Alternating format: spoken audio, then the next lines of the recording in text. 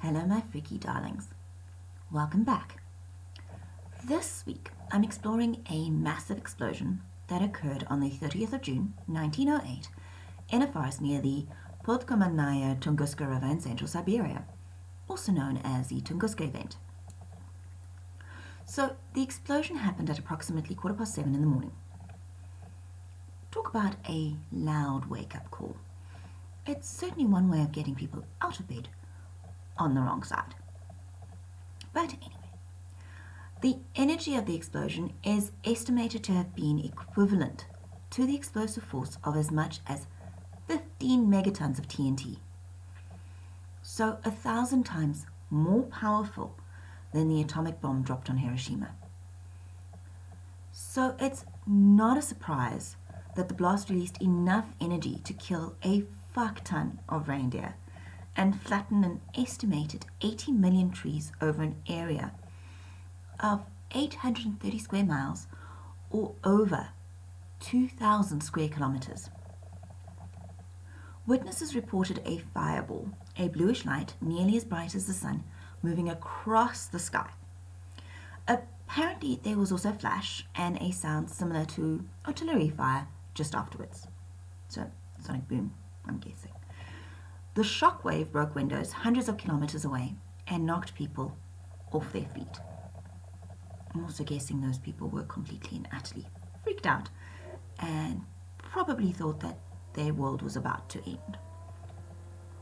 Now, because of the remoteness of the site, it was only investigated from 1927 to 1930 in an expedition led by Soviet scientist Leonid Alexeyevich Kulik. Around the epicenter, Kulik found flattened splintered trees for about 15 to 30 kilometers pointing away from the epicenter, making it pretty easy to spot. Everything had been devastated and scorched, and very little was growing even 2 decades after the event. And in the epicenter, investigators found a marshy bog, but no actual crater. Additional on-site investigations were performed by Soviet scientists in 1958 through to 1961, and by an Italian-Russian expedition in 1999. Now, because there wasn't an actual impact crater or any meteorite fragments, crazy theories cropped up. Some people thought it was the aliens, because it's always the fucking aliens. Other theories were that there was a mini black hole that somehow materialized in our atmosphere.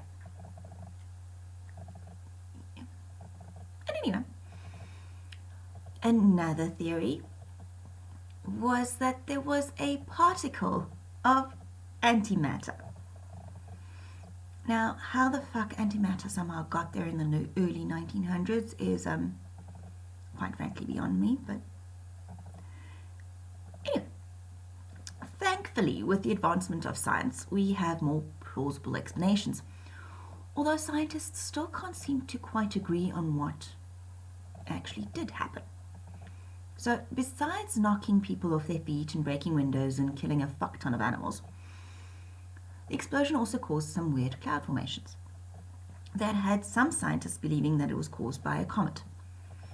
Now, because those particular clouds are thought to be formed by the sudden influx of ice crystals into the upper atmosphere, which could have been because of the rapid vaporization of a comet.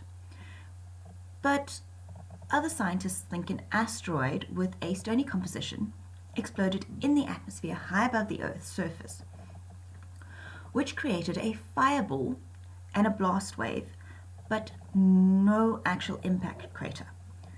The radiant energy from that explosion would be enough to ignite forests, but the subsequent blast wave would quickly overtake the flames and put them out. So the blast would char the forest, but not produce a sustained fire. Now, what's also incredibly scary about this is that it could happen again, and in a far more populated area.